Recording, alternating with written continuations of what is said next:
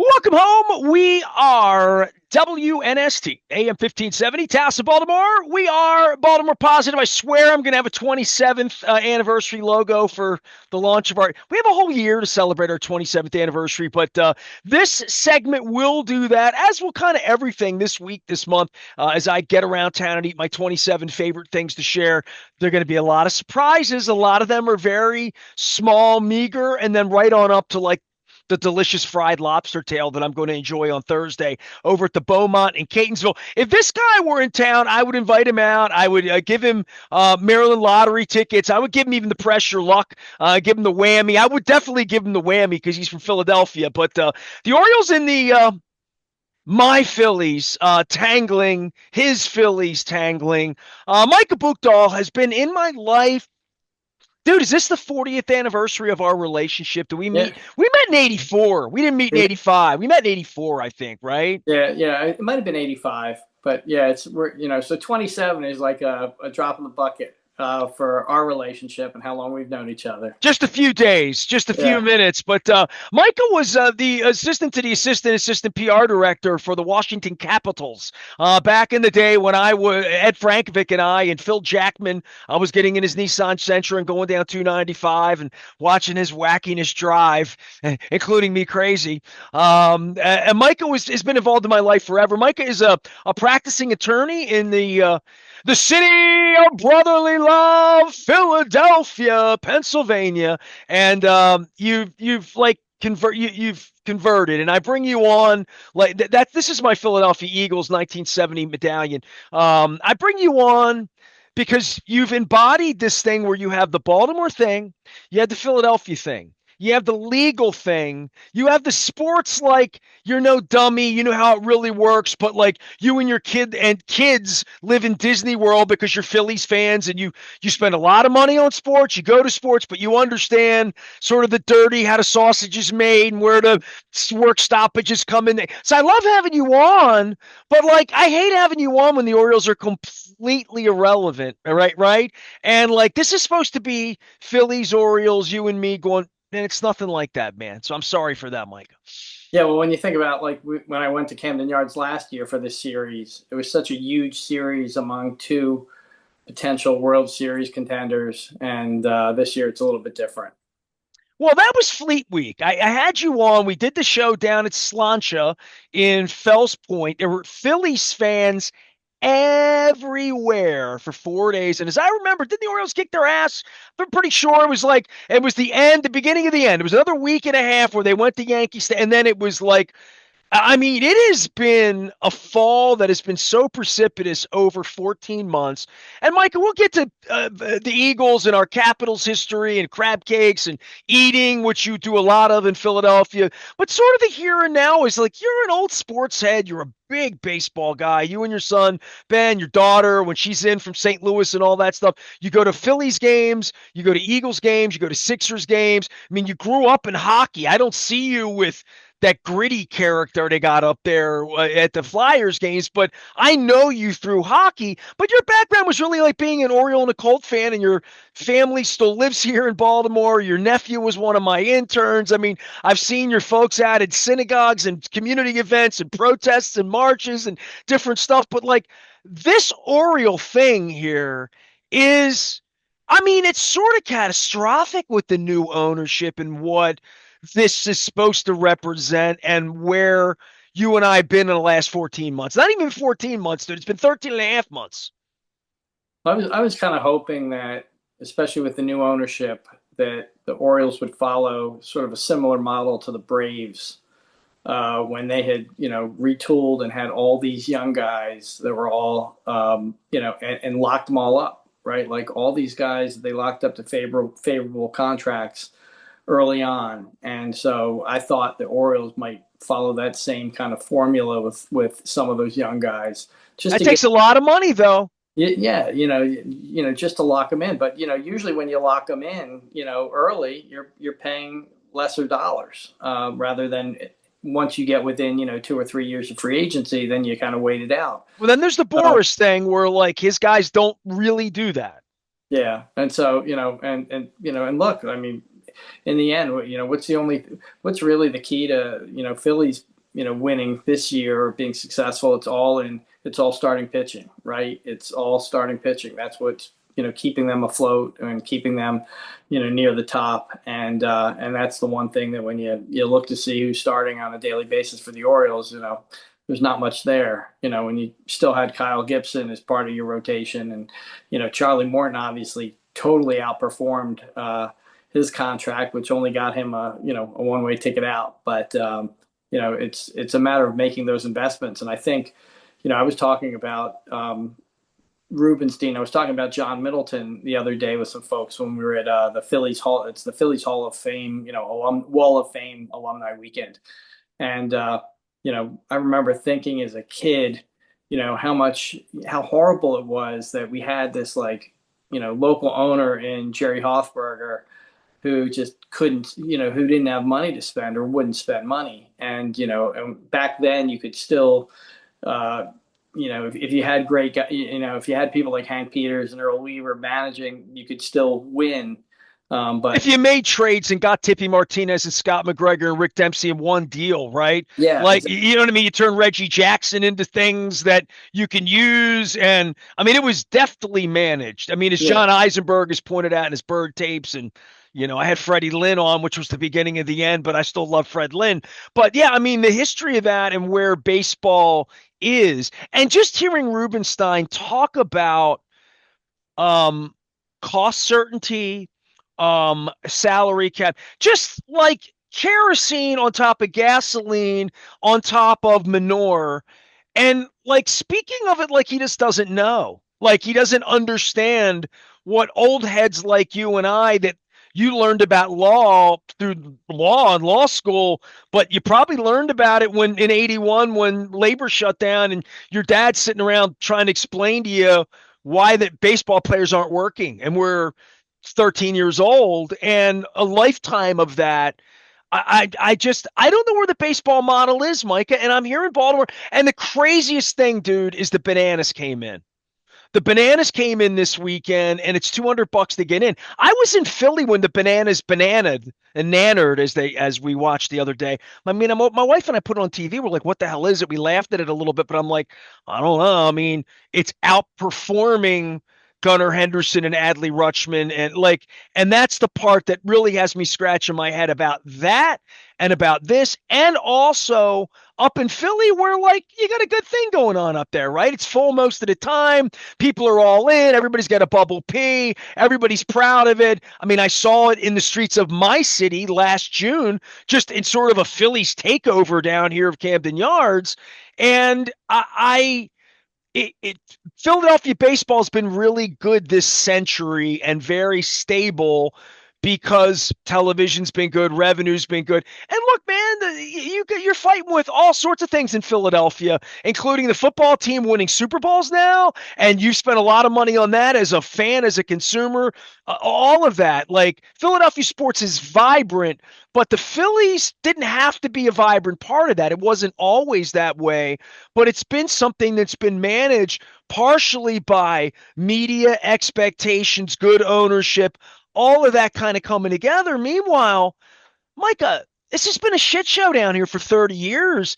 And for a year and a half, this guy came in. He says things that don't make any sense to get along with the players. They're in last place now. Attendance is down. He made a bobblehead of himself. I mean, they're not even treating Jim Palmer right. I want to pull my hair out, and I have a lot of hair, Micah. Well, the bobblehead thing I thought was ridiculous. But I said the same thing again the other night. We were talking about we were talking about that bobblehead because when the owner of the Phillies is introduced, he is beloved, right? John Middleton is beloved here. He could actually do a bobblehead tomorrow, and I'd want to go get one. Why? Why? What about him? Because he's putting his money into the team. And so, that's the thing is you look at teams now where, okay, you're almost all of you are billionaires, right? You're billionaires, hopefully you bought teams not necessarily to make a lot of money. Maybe you did, but also because you've got like $1 zillion and you want to win. You get a kick out of winning, and that's what Middleton does here, right? Like he wants to win. Like he does not care about the level of profitability, okay? Because they're all making money, right? Like nobody's not profitable. The Oakland A's or the Sacramento A's or the Vegas A's, they're profitable. Well, they're Regardless, getting handout, stadium deals, yeah. tax So breaks, the just amortization, smart money guy, just all of it, just all of it. That's why Rubenstein got into it. And you know I've heard him talk out of four sides of his mouth in four different audiences in four different places. And he called it a philanthropy at one point. I'm like, it's 1.8 billion dollars in beers or $20. It ain't a philanthropy. Stop with that. You know what I mean? Like, No, but let you should be doing it because you want to, like, you should be doing it because you have lots of money and you want to win, because that's what you like. That's what I would do. Like, Nestor, if I had $20 billion tomorrow, even 20 billion wouldn't necessarily buy me a top tier team anymore. But I would buy the team, right? And what would my goal be over the next, like, hopefully 20 or 30 plus years that I have to live? I would be trying to win a championship. Like that's what I'd be doing with my money, because I'd get a kick out of it, right? Like that's why I would be spending it. That's why I'd be doing it. As opposed to somebody who's investing and sitting there, counting the dollars, dollars in, dollars out. And and look, the reality is, like, look at what the Minnesota Twins are doing now. They've been up for sale, right? Like they've been up for sale. The guy strips the parts, to pick up a few extra, save a few dollars. It's a well-worn story. It's been going on in this sport for 50 years, Yeah, right? but the reality is, like, Back to Charlie Finley, literally, right? but the reality too is, though, like the selling price in the end of the Minnesota Twins will not be that different with good parts or without. Like someone who comes in and says, "I want to own a baseball team.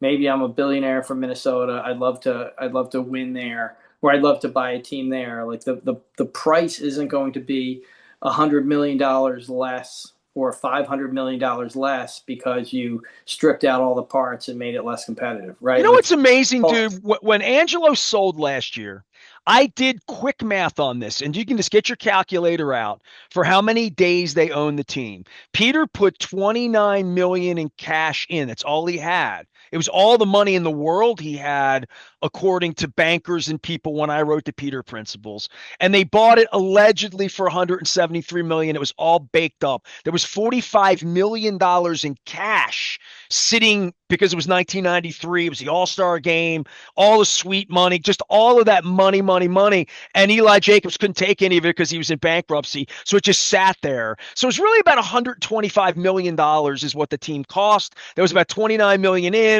They figured it out with the bankers and Bank of America, put it all together. Joe Foss did such a good job that Peter put him in charge of it, put the banker in front of the baseball team. So this is 33 years ago.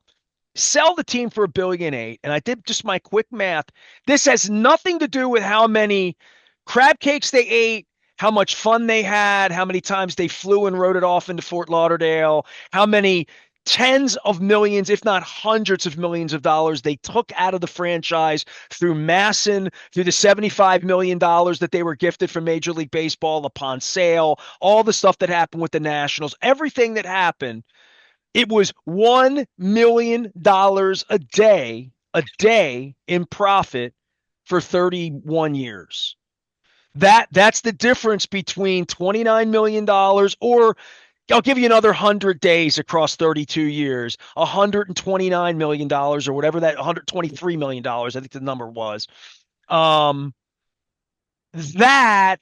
to $1.8 billion, including all the tax breaks we gave them, all the money they made, all the horses they ran, all the everything, all the profit, hundreds of millions, maybe $1 billion in just in profit that they took out of it, the family.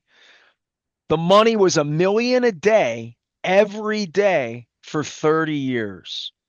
That just speaks for itself as to how wealthy is, Micah.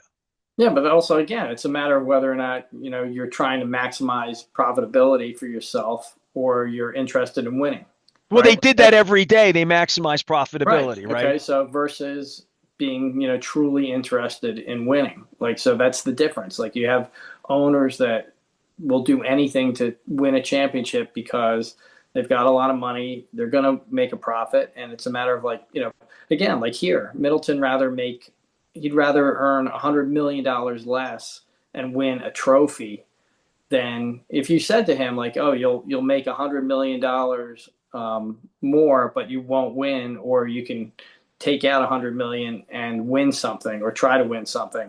He's going to try to win something again, because you've got that kind of money. I say the same thing about, like Temple basketball. Like, if I had, a couple $100 million, I would fund their, NIL athletes and get in the tournament. I could single-handedly do that. Like, you could do that in sports, but I'd be doing it because I want to see the team in the tournament, because I get a kick out of it, not because of any level of profitability. So, that's kind of that's sort of the difference there. Bisciotti, when I wrote Purple Rain 1 and 2, well, he said that the only reason he bought the Ravens is because he couldn't buy the Terps.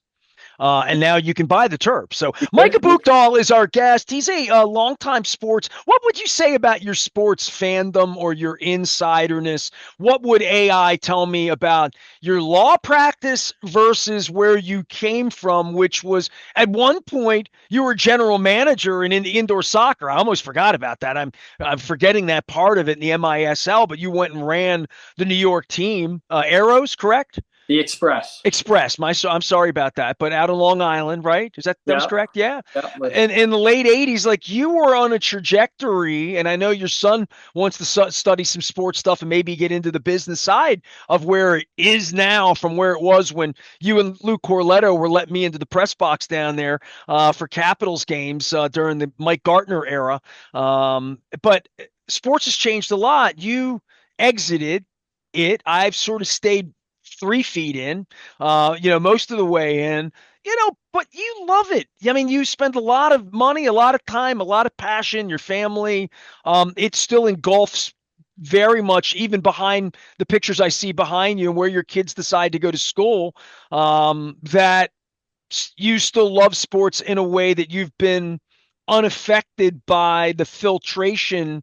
Because I've had you on when media members are getting thrown out of the press box in Philly years ago, let alone what's happened to me, let alone what ESPN and the NFL pulled off this weekend, and the magic act of Justin Tucker here being a serial sort of kind of predator for years, and the NFL whitewashing it, and it's camp time now, and no one's ever like it's an amazing ecosystem.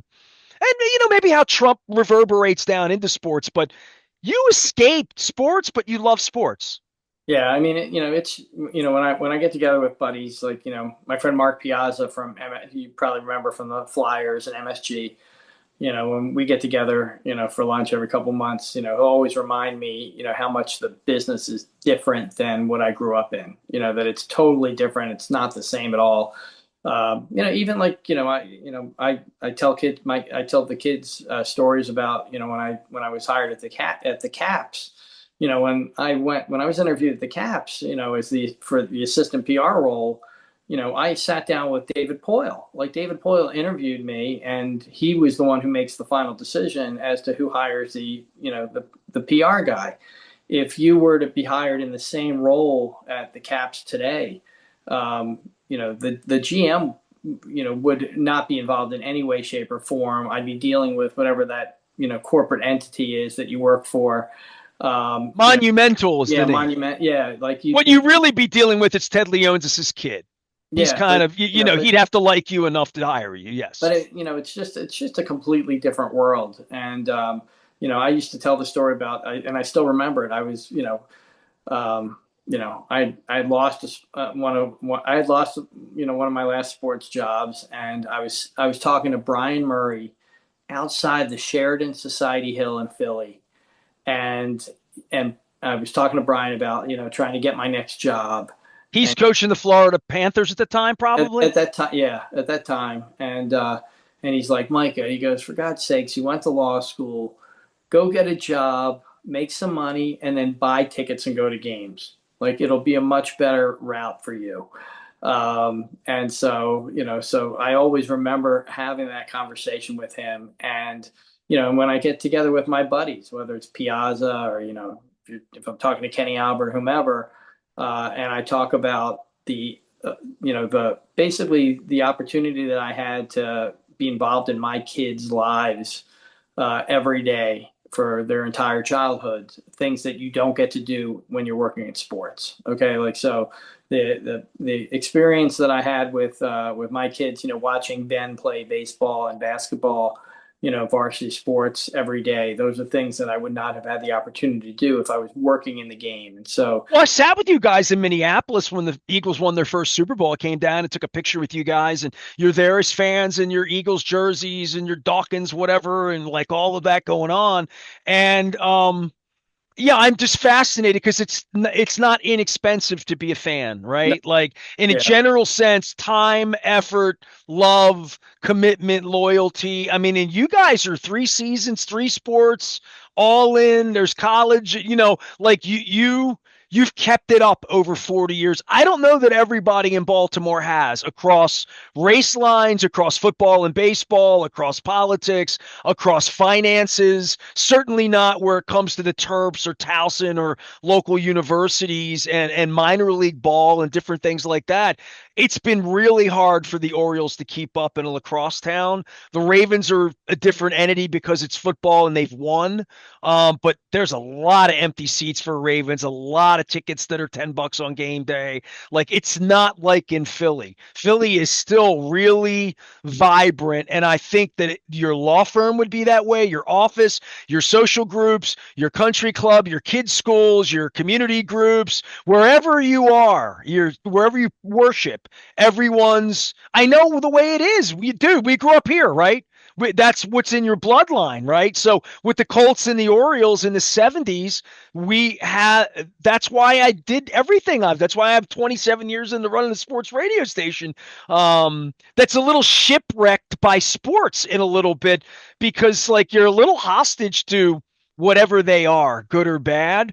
And at least in your market, all the money and time has resulted in a lot of you've squeezed fruit, squeeze the juice out of it, right? Like in Philadelphia, some other place. If you're an Oriole fan, I sit here and I guess we get back to the beginning of that is I'm trying to understand the investment they want us to make and what we're buying. With the Ravens, it's hey, it's Lamar, it's we're gonna win the Super Bowl. With the Orioles, it's I don't know what the the investment is or what the promise is, and they haven't stood in front of it in a long, long Brooks Robinson, Eddie Murray, Cal Ripken kind of time.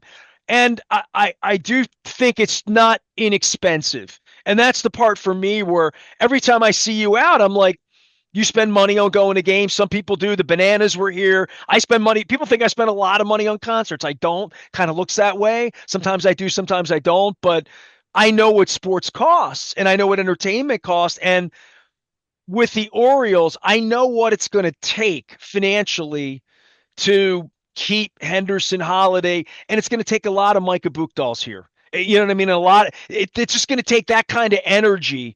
And they didn't even understand that about me when I called them last year to say, look, I want to come back. My name's Aparicio. Just be nice.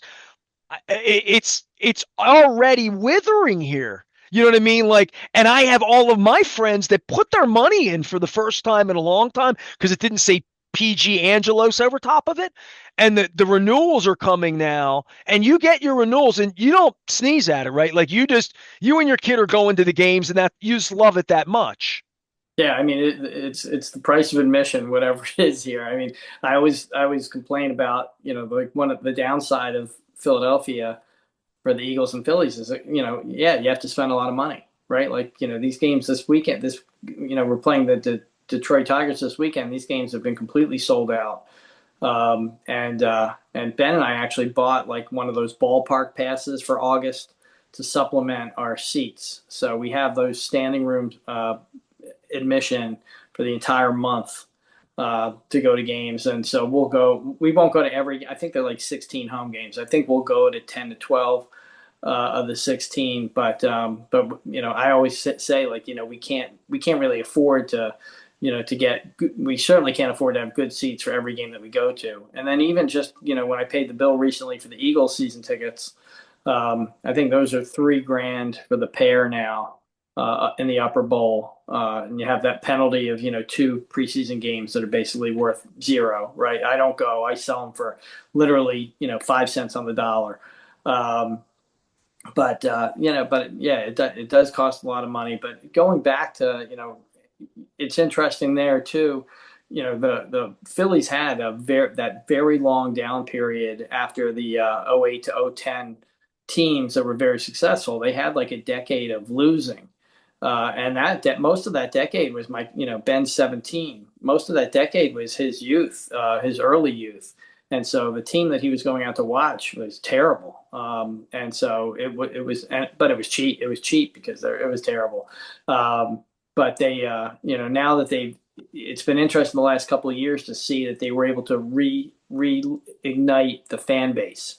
And, and so that's what I wonder about in Baltimore is, what does it take to reignite the fan base, and also understanding that the competition for attention that the Orioles have is different than when we were kids. Like the only competition, it was, Colts and, it was Colts and Orioles. That was kind of the competition. And then, people like me who went to a ton of like Clippers / skipjack games.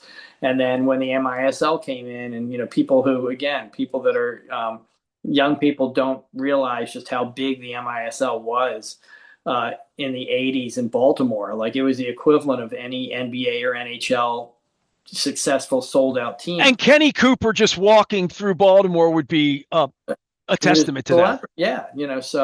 But today the competition for that attention and that dollar is so much more, that it's not just a couple of teams. It's esports. It's a lot of other. Whoa, the women's game and women's basketball for sure. Soccer taking a lot of everything in a place like Philadelphia with the Union, and ladies soccer in a place like Philadelphia where it's club programs. I mean, soccer and lacrosse here, and even in Philly and other places beyond Long Island and Syracuse back in the day, it's a nationwide sport. It's just and when I hear people talking baseball about their kids and stuff, that kids need to play 2 sports and 3 sports and be in all of that.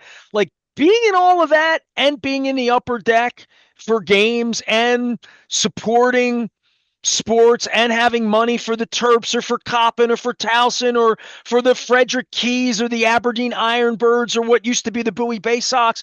Like I'm with you, man. Like I grew up where my dad was a bleacher bum. We went to a lot of games in 79 and 83 because it didn't cost a lot of money. I mean, the Orioles have that pass where you buy for a month and you go out there and stand anywhere you want and drink the beer. I just don't see anybody doing it, right? So even when they were good the last 2 years, it's not like everybody raced out there. My wife and I were out there the night they clinched 2 years ago. What, 101 games? There were 18,000 people out there the night they clinched. It wasn't like, and Micah, I'll be honest with you. And by the way, Micah Buchdahl's our guest. He is a Philadelphian attorney, sports guy, former general manager in the MISL, former assistant. I'm trying to make you sound good.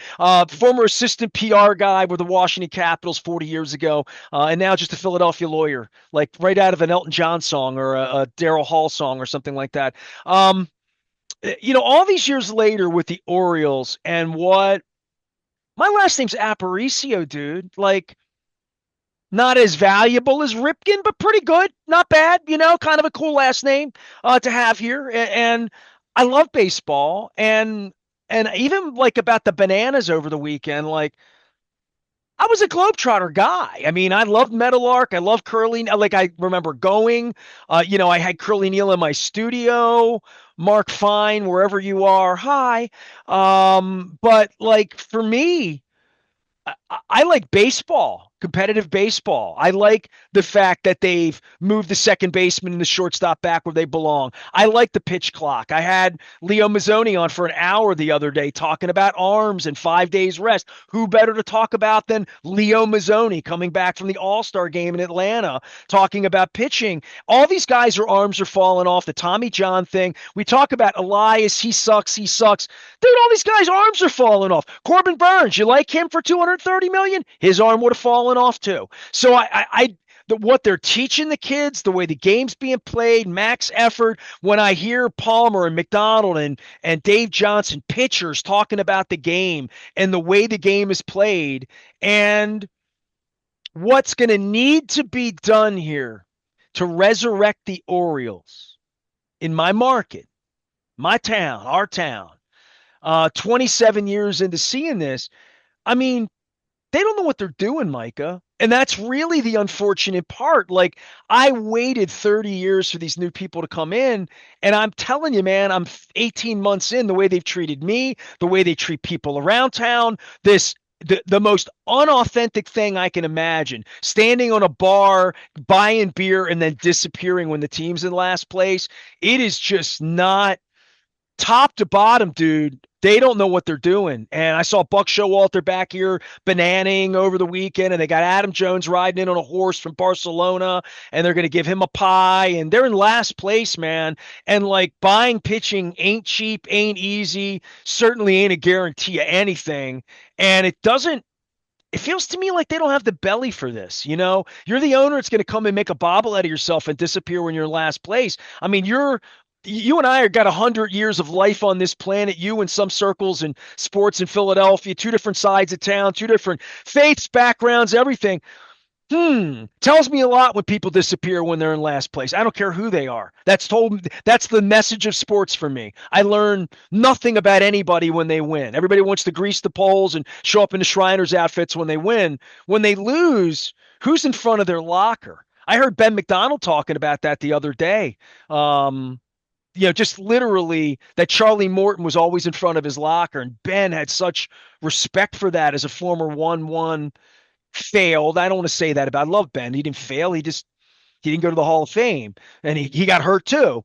But like, the history of all of this and waiting for this owner to ride in and say he's one thing and then be another thing, boy, man, that just after Angelo's, this has been kind of hard to take, brother. Yeah, I mean, it is disappointing. And look, the reality is, I don't think he's suddenly going to change his stripes tomorrow. And again, if you can have a ballpark with a losing team and 15,000 people there a night, and you're making money, right? Like, you're still profitable, like you're still Or on the you can plus side. game it to make money. Yeah, but you're going to be profitable with TV money and all the other revenue that comes your way. You're gonna make money. So the question is, like, are you in it to win, or are you in it as an investment, as part of your portfolio? And so, unfortunately, I think it's a portfolio thing, and I don't see him suddenly turning around and making those changes. Well, he didn't grow up liking baseball at all. I heard him. I went to Beth to Philo the night before Trump got elected. There's a lot of concern about Israel there, obviously, a night before an election like that. And so there was a lot of talk about a lot of different things that night that he did from stage. But the one thing was very clear is he knows nothing about baseball. Like, he has not watched. He's watched markets, making money, making money, making money, making money. That's all he's ever done is made money. And I don't think he watched Cal Ripken play. I'm not even sure he knew the rules all that well after 30 or 40 years of not watching it. And then he shows up behind home plate, and he wants to be in the shots when they're playing at Citi Field. He needed to be behind home plate. It's just all of it, just my human sensibilities and my people come back to me after Free the Birds, Micah, and you knew me as a kid, right? I said this to Mark Fine when he took my press pass away this time. I had like a real off the record conversation with him on the phone, because they wouldn't look at me. He wouldn't Zoom. They wouldn't have coffee. And he's known me 20 years. I said to him, I said, Mark, I did Free the Birds out of being naive. I was 38 years old at the time, and I like read Dickens and A Christmas Story. And I sort of thought I could change the heart of the old man as to what would really make him a hero, as opposed to what would make him whatever he died, however it worked for him. And I did Free the Birds thinking I could change his soul. I literally did. Go read my work. It was not the work of an asshole on the radio. It was the work of someone who loved the baseball team, who didn't want to be sitting here in 2025 talking about how the Masson money didn't do anything except enrich the kids, how nobody made any money around here except Chris Davis. Like literally, you know what I mean? Like literally, where did all the money go? It went to Chris Davis. It went to Aubrey Huff. You know what I mean? Like where did the money go? Mike Flanagan committed suicide. You know what I mean? Along the way, I'm not hiding from that. They want to hide from it. I can't hide from it. I saw it. I witnessed it. So like just all of it, how Brooks was treated for most of the rain, just all of it, that it could have been deodorized and that they never picked up the phone and called Janet Marie, Charles Steinberg, Rick Vaughn. The first calls I would have made had they had me for a coffee and say, forget me. Call these people who know what they're doing and bring all of them in to consult. Find everyone who ever loved and hated Larry Lucchino and work for him and get them back in here and figure out how to put the ship back together, because you got a lot of like, I told Mr. Rubenstein when I shook his hand that night at Beth DeFillo, I had 30 seconds with him, and I said, there's been a lot of trauma here. And I don't know what else to call it, Micah. When you see the empty seats, I mean, you're an old Oriole head. It's not weird. It's just bad. Just all of it's been bad. And you're 90 miles away and your parents are stuck here and you've adopted the Phillies and turned your kid onto it. You're having a good time with baseball, right? It's costing you a little money. We went through that. But if you want to have a bad time here, it's going to cost you money. Yeah, but not too much. Not too Well, much. you go to the bananas, so. I think again, like I guess if I were Rubens, I'd say to you, would you rather have the team in Nashville, right? Oh, see, now that's flippant though, right? No, but I'm saying like is that might be if I was him and I was talking to you and that was my response is like, hey, stop complaining. Like, how about would have where's your credit card, right? Exactly, Insert right? your credit card here if you want to keep the team.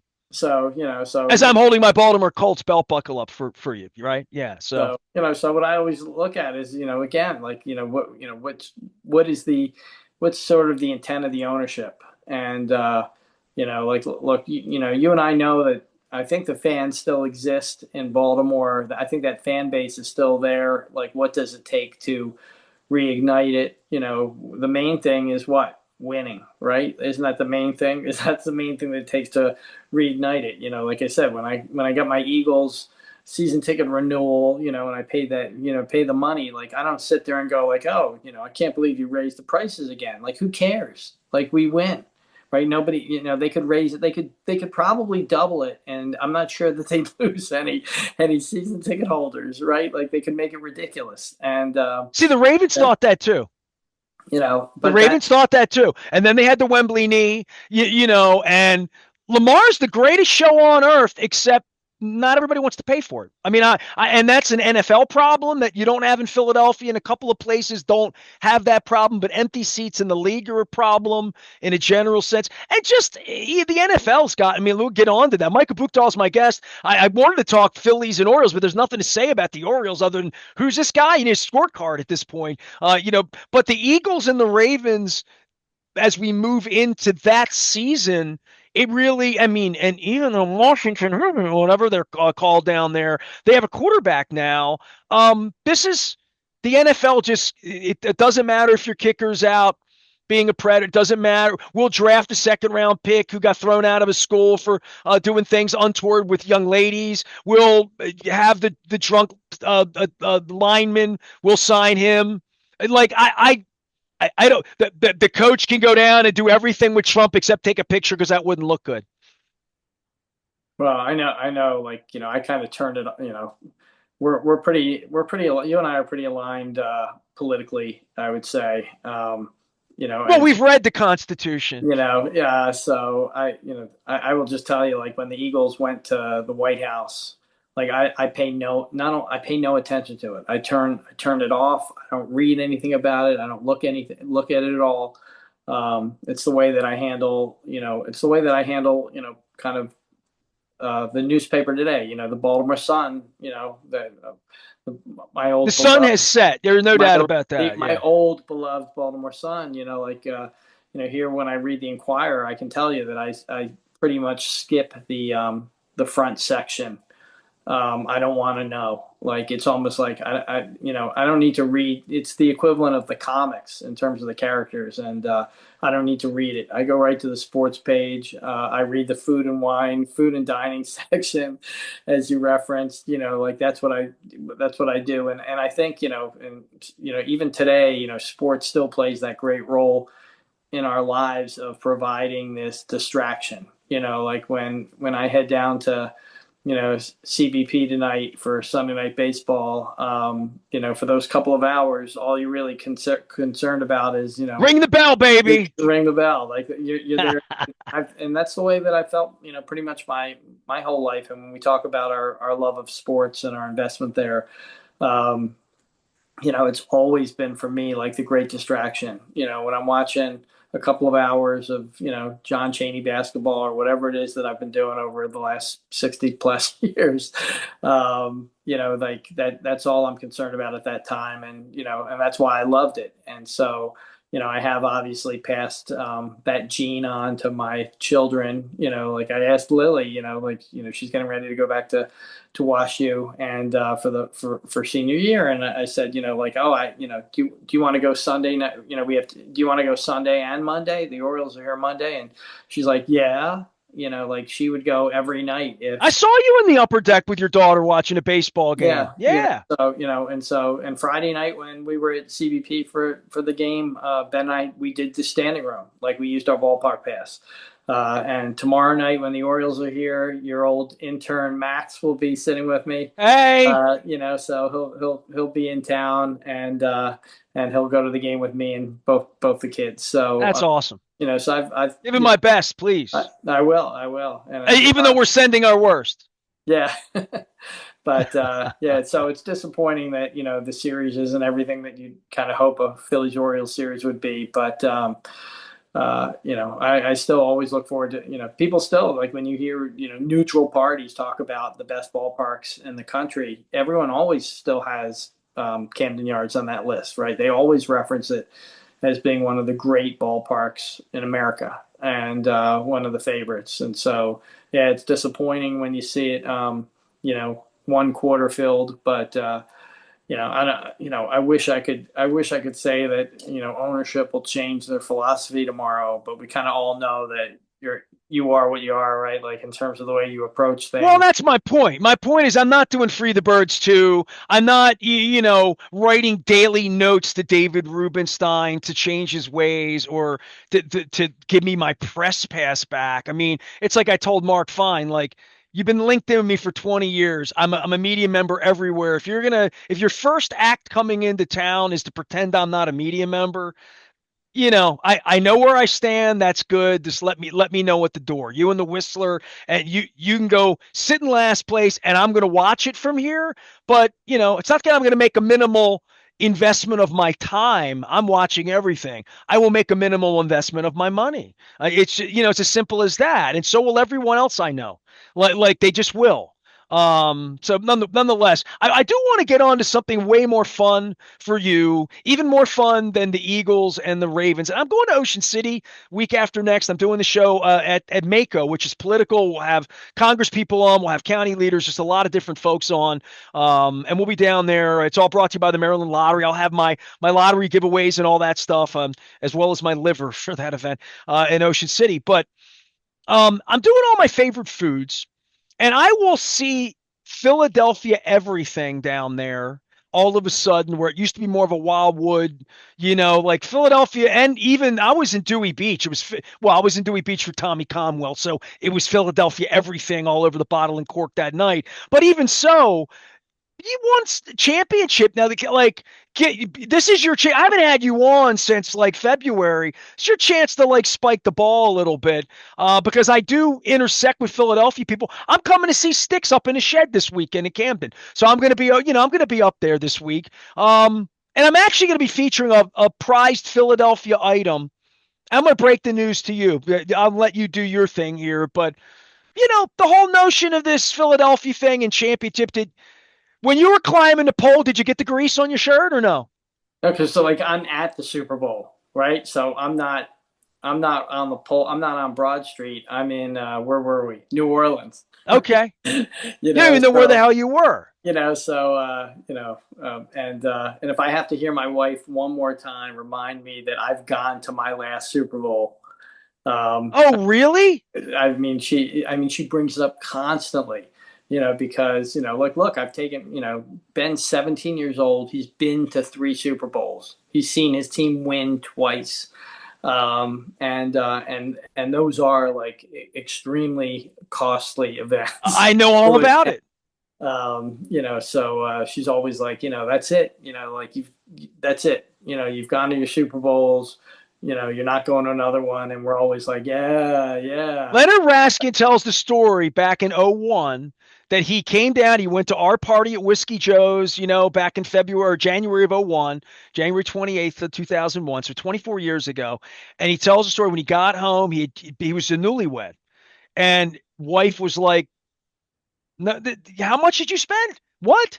He had to buy her like a whole living room furniture set just to get level set on the 5 grand he spent going to the Super Bowl. So I don't know how that works in your marriage, but I do know like you spend a healthy amount of time with sports, a healthy amount of time is money, like all of that. Like I would think like the other side of you, I should say, is that you eat. You go out and you and your wife eat things. So as I roll this 27th anniversary out, I'm eating my 27 favorite, the really things I really eat, not no BS. I'm doing shows at sponsored places. I'm featuring interesting foods, but the first entry, and I'm going to break it to you because this isn't really even going to play till Monday anyway. We're going to be into this.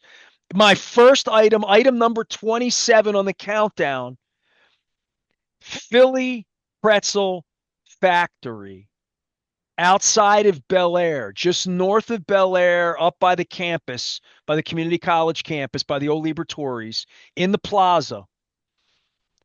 It's chain. It's the one that's closest here. There is never a time when I'm in Bel Air that I don't go and get a Philly.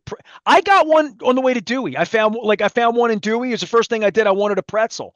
I don't know what it is, but it's number 27 on my list. It's very meager. They're three for $5. You can get them for a buck and a half, $2.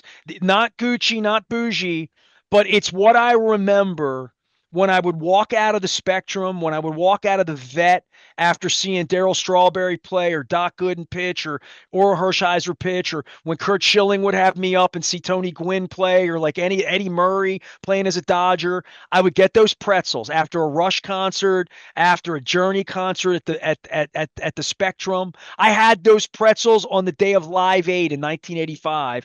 So that's number 27. So there's my foodie thing, and it's perfect because it's Philadelphian and it's legit authentic. And I'm going there to start the tour on Tuesday. I will be at the Philly Pretzel Factory in Bel Air having item 27 on the list. Can't get more Philly than that. So what is your Baltimore thing? Your parent, give your Baltimore story because your family's beautiful and alive and well, and God bless them, and protesting and doing all the things I love them for.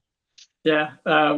What's the question? What's my What's ball? your Baltimore thing? Like you've been here, like you come down here. Here's the thing: when you come down, you're like, I'm going there and getting that. I'm trying to think like what specifically I You look can for. name 5 things if you Yeah. want. I mean, You're an eater, though, dude. yeah, but usually I'll tell you what, usually when I'm coming to Baltimore, I'm there to visit my parents, and that's sort of the priority. So we don't get to a lot of other places. I like going to the Essen Room. Have you ever been I there? love the Essen room. Right. I like going to Yes. the Essen Room. I like picking up sandwiches. That's about a 2-minute drive to my to Are my. you pastrami corned beef? What are you doing over I'm a there? corned beef. Yeah, corned beef. So I like the Essen Room. I like the Essen Room better. Like I like that corned beef. I took the kids down Lombard Street to what's the Atman's. yeah, and I wasn't that into it. I felt like it wasn't as good as I remembered. Oh, you know what I always get is uh, I always stop in Aberdeen and get the Chaps Pit beef for myself. That's actually now that it's funny because a couple weeks ago I was driving back from visiting my parents and I'm like, oh, I gotta stop. And my kid's been on me about weight. He's telling me I need to lose 10. ballpark, hey, ballpark food 5 nights a week, Micah. Well, we don't, and so I will tell you that I will be at Citizens Bank Park each of the next 4 days, right? Sunday, Monday, Tuesday, Wednesday. There is a likelihood that we will spend $0 once we enter the gate there. I know where I park. I park for free on the I street. don't think I ever spent a nickel at a Ravens game in Yeah. 25 years. I don't think. I mean, maybe a bottle of water, but like I just didn't eat and drink at Ravens games ever, ever, ever. Well, Right? that's an example too of something that ball like is really annoying at Camden Yards, unless they brought it back this year. Is they're one of the only stadiums in MLB that doesn't have a designated driver program anymore. And so when, the designated driver program, if you're going to Philly, like if you're going, somebody's going to Philly for one of these games this week, like the designated driver program is actually the best in Philly than any other city. You actually get the equivalent of a $7 concession credit. And you just scan it. You don't even have to show your license anywhere. You just scan the ballpark app on the QR code, and then it gives you this QR code. It says for a beverage, but it's actually like basically a $7 credit. And so we use that for I fill up my a little water bit. bottle at Merriweather at the arena where I go because You know, I like I'm a water guy, yeah. right? Like So, I do hot yoga. It's just what I drink, you yeah. know. I mean, I probably if I go to over 50 baseball games a year. I might have two beers a Yeah, I year. probably go to 25 to 30 concerts a year. I don't buy 5 beers, probably maybe 10 in the year, Yeah. every So, other show. And sometimes if I go all in. I'll get three. I'll spend $60 tonight. I'm not driving, I'm out of town, wherever, maybe more like that. But it's amazing how expensive it can be and how oh, special occasion it is that it used to just be we went to a lot of Caps games and got the cheap seats. My dad and I went to Orioles games and sat in the outfield. But the ballpark passes are very inviting. And we're trying to figure out, I always say to Luke, what's it going to cost your mother to be a fan just on TV? Like, what's the streaming going to cost? How is that all going to bake in to paying Bryce Harper or paying Gunnar Henderson or whatever? But so your food place is Essen Room is and Chaps. Okay. yeah. And you plugged Atmans, even though you didn't plug Atmans. I would tell you that two out of the three. This is like a meatloaf song. By the way, I'm looking for a good meatloaf. Two out of the three could be on my list. I'm just saying that. So I'm 27 days in, and some of these are going to be tried and true Baltimore traditions. Some of them are going to be like, oh my God, I never heard of that place. You go there? And I'll be like, yeah. If you want drunken noodles, you'll go there. You will. Trust me. So, and I always follow your recommendation. Dude, I've called you when I've been in Philadelphia and said, where should I eat? You're that Well, well, guy. well, like, yeah, so the equivalent of, the way that I keep my marriage in place for 25 years. So we've been married 25 years. So is that Saturday night, like so you'll see me. I'm at Citizens Bank Park 5 out of 6 nights on this homestand. The one night that I'm not there is Saturday night because that's the night that my wife and I go out to dinner. And so I almost always miss Saturday games because we go That's out, sacred. I got you. I right. And got you. so, Yeah. so that's where we spend a lot of our discretionary income is on our dinner dates, and we go to nice places and we spend good money, and like that's what we do as me and her versus me and the kids. And so, in Baltimore, like I was there for a conference last year. I love the Foreman restaurants. So I like Chingali, which I've been to a bunch of times. The Charleston just won a huge award, James Beard, right? Like I think I was Now just nobody can get in. yeah, they just won a Cindy, huge yeah. James Beard a couple Mhm. weeks ago, and I had dinner there last year, and it was phenomenal. So I like the high end places. My dad always likes to tease me, because he'll look on Facebook at where we went to dinner, and then he'll see the prices of How much did you spend for a lamb chop? yeah, and so even actually, if you look at the post from our dinner last night in Philly, I actually post the menu, but I don't. I scanned over. I cut out the Just price for your dad. just so that you can see that the little tiny appetizer was, $28 or whatever. Dude, I got to tell you, my wife and I were in Paris for our anniversary, and it was a couple 5, 7 years. It was after her illness, but she was doing well. We were in Paris. We made a Joel Lebebutu, whatever reservation. We were going to do this Gucci thing, like way out of the bounds of anything we would ever spend. We go to dinner all the time. We eat out. I have sponsors everywhere. I'm eating 27 different things all month long here, right? Some of them more like I'm doing a lobster tail at Beaumont that's very, very sort of high end and lovely. But I'm also doing the Philly Pretzel Factory to start with. And there's going to be desserts. There's even going to be a snowball. My favorite snowball is going to be a part of this, which is a $3 item. So, I mean, along life's highway, we can all do different things. But that night, we were feeling great. We were starving ourselves in Paris, which is dumb. And, waiting to get there. And I swear to God, we walked in and we took the air in and we looked at it and we thought we're going to spend a lot of money. And I looked at her and she looked at me and we're like, I saw that prosciutto in that cheese store with those rolls and that wine. Let's go do that for 12 euro. And we literally quacked out. And it was at that moment we're like, you know what? Maybe we're just not meant for that. Maybe we're not meant for the $400 Kobe dinner in Tokyo. Maybe we're meant for the $6 pastry in Tokyo in the window. That's unlike anything I've ever had in my life. So I'm a New York eyeball eater. I'll know about things there. I'll have places I can go, 10, $20 hand food. Because you mentioned like Cat's Deli, I've never been there. I've been outside. Every time I go, I'm alone.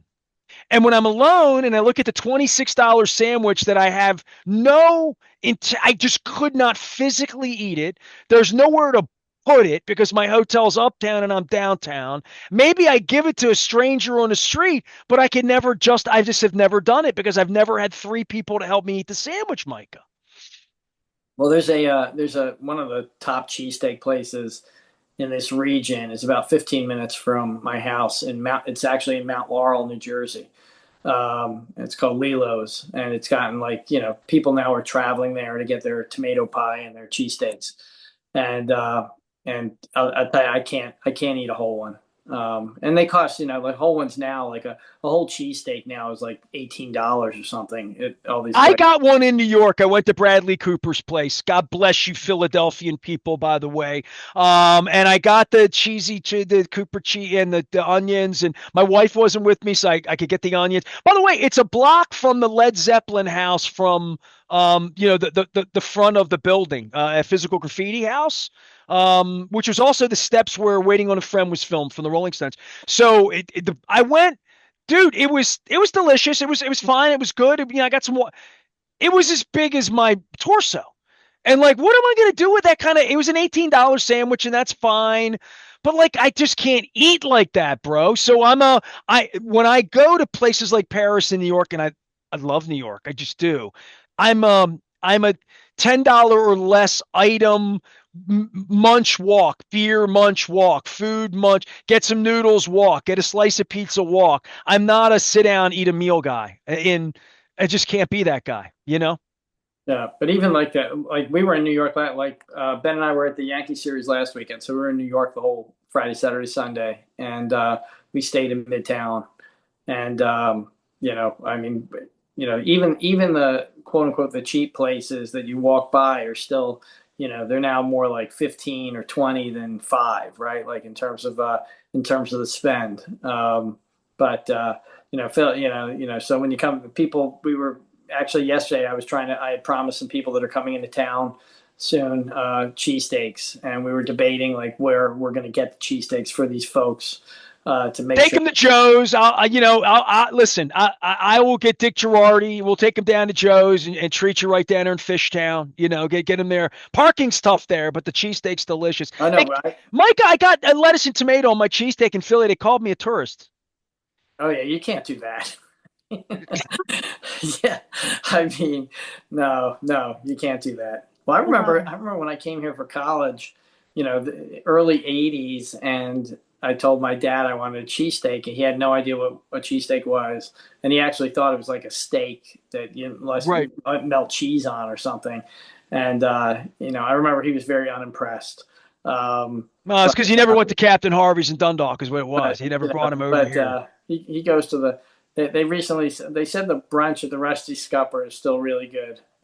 Jazz brunch, outstanding. You know, Yes, very so nice. All well right. they go. So my dad's been a volunteer at the. He's a volunteer pathfinder at BWI. So he's been doing that for 25 years.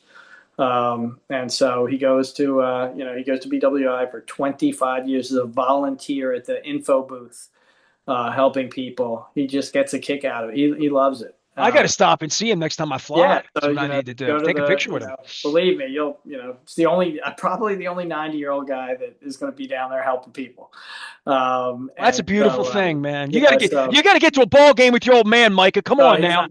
I don't think he's going to the ballpark again anytime soon. Actually, I saw a Facebook post pop up last week of a game where he had come down. He had come to Philly with my brother, and we all actually Ben was too tiny. Ben wasn't even in the picture, so it was Lily and my brother and my dad and me up in this 300 level at CVP for a Phillies game, and it was 11 years ago. And I remember thinking like, it was kind of difficult to get around there. And so now it's 11 years later, and they um, luckily I still have good reasons to come to Baltimore quite often.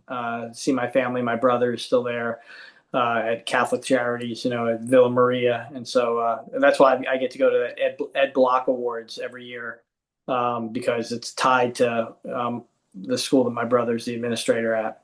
So he brings me and one of my kids is a guest every year for Ed Block. So we've gotten to go to the Ed Block Awards the last couple of years, which is a very cool event. And so we look forward to that. But otherwise, yeah, most of my Baltimore trips are to see family. I'll look at sometimes, like I know I'm coming up in a week or two, and I look at the Orioles schedule to see if I can like shoulder a game on one side or another. But my son's gonna go visit my sister in Bethesda, go to Nats Phillies up there, and then we'll meet up in Baltimore at my parents' afterwards. So and I still see all, I don't know if you see it, like my old buddy Ed Waldman from the Sun. Of course. I follow him on Facebook. He loves sports. I've seen his family in airports at Ravens Yeah, games. yeah, Oh yeah. They yeah. go to a lot of games. They go to a lot of Ravens games. So I haven't seen Ed in a long time. And So he's a Phillies guy that went the other way. he is a Phillies guy. So That is we always crazy. had that Temple Baltimore connection. Right. Well, we had the journalism connection at one point back when there was journalism. Micah Buchdahl now is a practicing attorney in the Philadelphia area. He is a longtime Baltimorean, still claims Baltimore some of the time, just not the sports teams. He's traded them in for better models, and he'll be rooting for the Phillies to ring the bell this week against the wishes of his father and his brother and his I nephew and probably everybody else. So. I actually think like if the Orioles hadn't had decades of irrelevance, right? Like I think I probably would have never.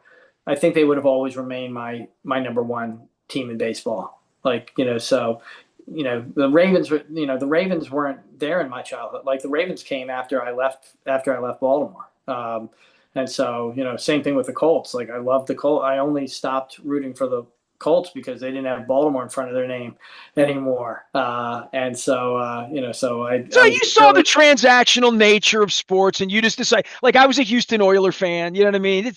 Now we get all these years in. The Ravens have thrown me out and treat me awful and expect me to run around with a purple top on. I can't fake it till I make it. But I still love sports and I still know more about it. So I just watch it from a different lens than you, and I love the lens that you watch it from in the upper deck with your kids. I do. And that's why I brought you on for an hour to jibber jabber. But I got to go because it's my 27th anniversary. You got to go because you're going to the game. I love you, Micah. It's great to have you on, and I love having you on once a year. We should get together more often. All right. Absolutely. Yeah, and if you're in Camden, New Jersey, you're like 20 minutes from me. So maybe 15. So I'll take you out for a proper cheesesteak, some Italian pork. We'll do all something right. right. Yeah, Yeah. one thing I'm not doing, Sure. I'll get the broccoli rabe, but I say this to my wife. You get that pizza without the cheese, the pizza that's just the bread and the sauce. Yeah. No, Bye.